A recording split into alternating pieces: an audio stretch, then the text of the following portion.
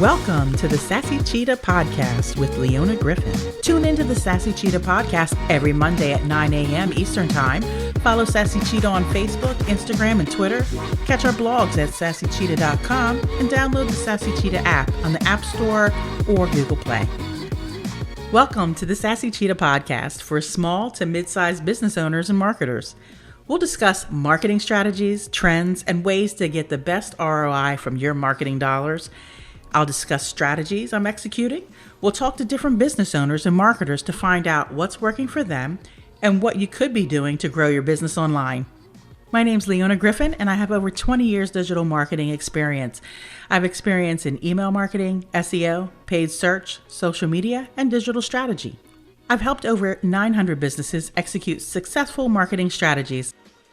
Last week, we discussed the different types of marketing strategies. This week, we're going to dive into search engine marketing. Search engine marketing is one of my favorite topics and strategies. For those of you who don't know, I have been in SEO for over 20 years and was actually recruited by Google in 2011 to join the Google Webmaster team. With young children, moving across the country was not in the cards for me. Search engine marketing is fun and ever-changing, but it's also a lot to digest. For the most part, I'll focus on Google. However, the same information can be used in other search engines. Google is a more advanced engine, garnering almost 90% of the search market. So getting it right with Google can drive a significant amount of targeted traffic to your website. Search engine marketing will likely be a big part of your digital marketing plan. It's made up of various parts, and you'll need to devise a plan on how to take advantage of the search engine results pages. Your strategy and what portions of your search engine results pages you target will be based on the type of content you offer, the type of business you have, and your budget. Let's discuss the types of search engine marketing. Search marketing is comprised of paid search and organic search. Paid search is paying to drive traffic to your website from the search engines. You will be paying a cost for each person who sees your ad and clicks on it to visit your website. Organic search is where you take advantage of the free traffic that's offered by the search engines when your site is listed for specific search terms. Paid search and organic search are both great strategies to drive traffic and convert visitors into sales. But in creating a strategy that ensures that you get the most out of them will help you get the highest ROI possible. Search engine traffic is based on the search terms that users type into the major search engines. Before you can create a search marketing strategy, you have to first understand the intent that is behind the search terms that the users type in. Google shows different types of results in an attempt to give the customer exactly what they're looking for. The keywords that a searcher types in has an intent. Google has a framework called the STDC framework, in which they use to categorize the user's intent. The acronym stands for see, think, do, and care. Each keyword phrase can fall into each one of these categories. C is for people who have very little purchase intent and are looking for an answer to a question or just wanting to see something. The types of results that are shown to that person should really be informational, including articles, rich snippets, quick answers, videos, and images. Think is for people with some commercial intent. They may be in the information gathering and consideration stages. Some purchases could come at this stage, so the results could be mixed with ads for products, brands, paid ads, products including Google Shopping results, services pages, videos, images, featured snippets, and local results. Do is for the searchers with high purchase intent. These searchers are highly likely to buy. The search results are going to be filled with products from Google Shopping, paid text ads, organic search results for products, rich snippets, and local listings. Care is about providing support for customers. It will provide results such as contact us pages, company listings, reviews, pages about warranties, refunds, frequently asked questions, and support pages. Next, let's talk about paid ads. Paid ads on Google search pages can be displayed throughout the page and include text ads, shopping ads, and business listings. These ads are paid for on a cost per click basis. Before getting started with paid search ads, you should really define what your objective is and keep in mind and keep it in the forefront so that you can determine if it's working for you. Do that for each campaign that you create. I suggest creating a spreadsheet that outlines the campaign types, the campaign objectives, and the KPIs that you will measure. Be sure to watch and maintain your campaigns to ensure they're performing for you. Testing is critical here to find out what works and what doesn't. Next up, we'll review rich answers. Rich answers are generally for people who are in the C part of the framework.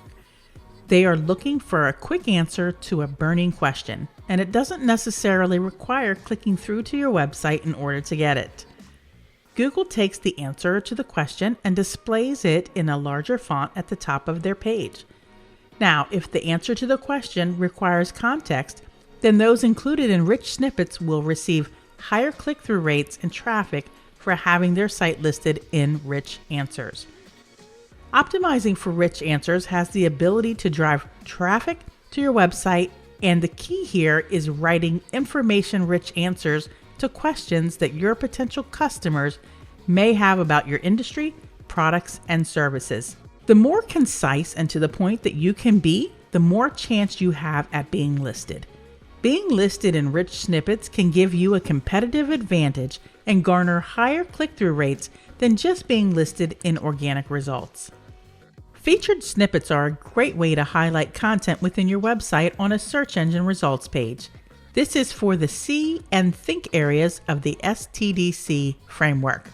Similar to rich answers, featured snippets will display content from your website in a larger font at the top of the search results page, which gives you a competitive advantage and can significantly increase the click-through rate to your page. There are a few different types of featured snippets, and they are based on how the content is formatted on your web page. This includes paragraphs, numbered lists, table lists. Additionally, there is a YouTube featured snippet which highlights a video from YouTube and a description of that video. Next, we'll talk about knowledge graph carousels. Knowledge graph carousels are used where definitive information about a topic can be displayed in a carousel. An example could be landmarks in Egypt. A carousel of landmarks could be displayed with photos along with the names of those landmarks, so the searcher could scroll from the left to the right to gather information. For the most part, knowledge graphs show up in the C portion of the framework. Searchers just want to explore and see what's out there, so there's no specific answer. They're more interested in seeing possibilities.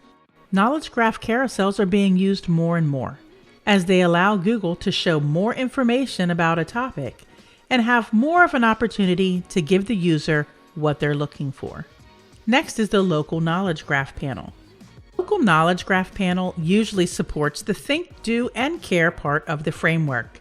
The local knowledge graph panel is when someone searches for your company name and they want to know more about you as a company. This result will bring up local locations such as addresses and phone numbers. It will display a photo of your building or headquarters if it's available. Your business ratings will display along with the ability to obtain directions. User-submitted photos along with photos you've uploaded in Google My Business will be displayed for review.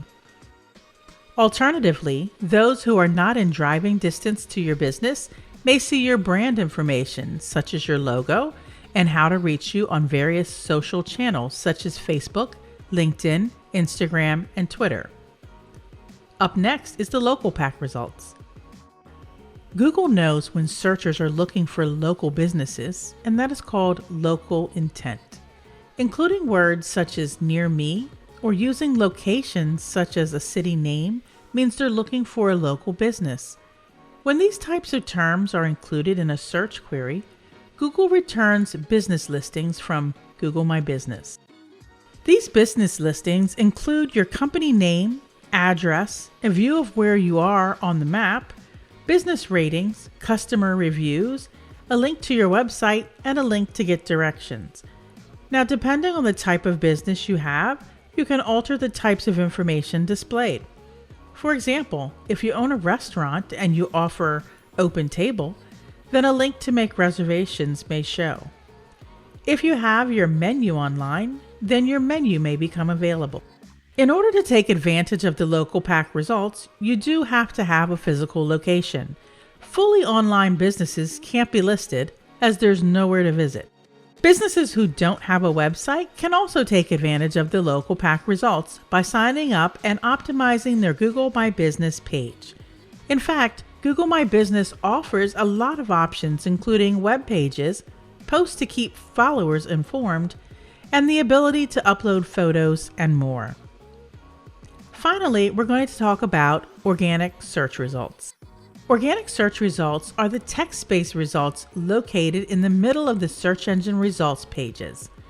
Rankings in the organic search engines have many different factors, including the depth and breadth of your content, the number of backlinks that you have to your site and specific pages, whether those links come from authoritative sites, etc.